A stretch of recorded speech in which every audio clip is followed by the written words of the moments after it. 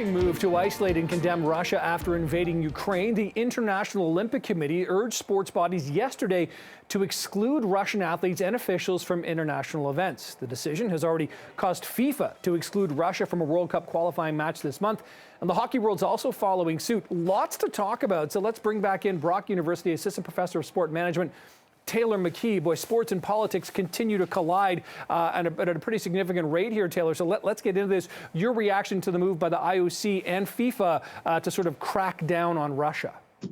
Yeah, absolutely. Thanks for having me. And I think that right now, I think we have to give a lot of credit to athletes, certainly on the IOC side of things, for really applying a lot of pressure, for making sure these issues don't fade from headlines. Certainly, the IOC has done a lot here. There is more they could do.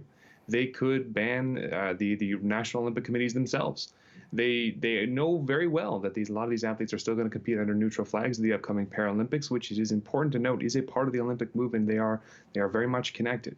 So yes, it is a strong move from the IOC, but there is more that could have been done. Yeah, I mean, there is that feeling, Taylor, that there's kind of this back door here, that if you're not necessarily competing under your flag, that you compete under the, Russian Olympic Committee, as you're alluding to, or Russian Federation, et cetera, flag, that sort of thing. I think for some people, that's just a new uniform, but effectively it's still Russian athletes competing. And while people don't necessarily want to take things out on the athletes who aren't the politicians here, I mean, Russian people in Russia right now are feeling the effect of these sanctions. So it's kind of like a distribution of the punishment effectively. Absolutely. And I think it's important also that we note that, the people that are administering these sanctions and these sporting bans know the fact that these are going to punish athletes who are in fact innocent for the actions of the Russian government. That is, in fact, the point. It is supposed to hurt. It is supposed to unfairly punish athletes. That is their design. It is not without precedent. In 1992, Yugoslavian athletes were banned as well, and we have the sporting boycotts of South Africa, which led to the Glen Eagles Agreement in 1977 to discourage participation with South Africa. It's been done before. They are designed to isolate and to hurt. So, yes, that is exactly the effect of them, and it is unfair, but that is their stated purpose. Could you see them, you've already sort of hinted that the IOC could go further, but could you see any other professional sports? And I'm really thinking about the NHL. I know they've suspended their Russian, social media accounts and things of that nature, but could you see any professional sporting leagues taking things any further as well? I heard, for example, and I'm sure you're aware of this, Dominik Hasek, former Sabres goalie, said all Russian players should be pulled from the NHL. This is a really controversial issue, and Hasek's point is pointed, and I understand where he's coming from. Certainly, the Players Union would have something to say about that in a professional setting.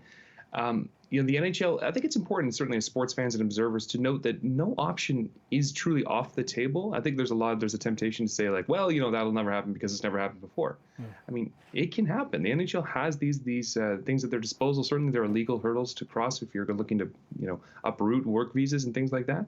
But all things are possible when it comes to addressing these issues. And in terms of the likelihood of that, it doesn't seem terribly likely. But in terms of other leagues and saying you say UEFA banning Russian players, I could see that's possible as well. But certainly the NHL would be a very, very damaging step. This is a sport that's very close to Putin's heart. And not allowing the NHL to become a vessel of Russian propaganda would be, I think, a very, very strong step the NHL could take. So what do you make of some of the Russian athletes and the statements that they have made?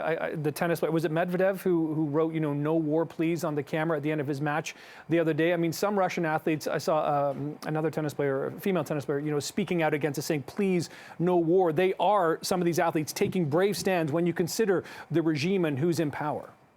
Oh, absolutely. I mean, it is impossible to imagine what that would be like, especially look at a case like Ovechkin, which I'm not quite sure the general public knows how connected the Ovechkin and the Ovechkin's family are to Putin in general. We know that he has this public face where he's on, very much Team Putin as he created that site or was a part of the creation, but his family specifically is very connected to the Russian government. And it takes a lot of guts to stand up, and you'll note a lot of the semantic differences in the way the athletes are speaking out from Russia. They'll say things like "no war," rather than saying "stop war," which there's ways of parsing that to sort of imagine that is this sort of saying Ukrainians should lay down their arms, or there's ways of interpreting these things. But it certainly takes a lot of guts to stand up to the Russian government if you're a Russian yourself, with families still in the country. Yeah, there's no doubt about that. There are so many sides to this story. It's like an onion. The more you peel, the more you find. Taylor McKee, thanks again for joining us here on CP24 Breakfast. Always appreciate your time and analysis.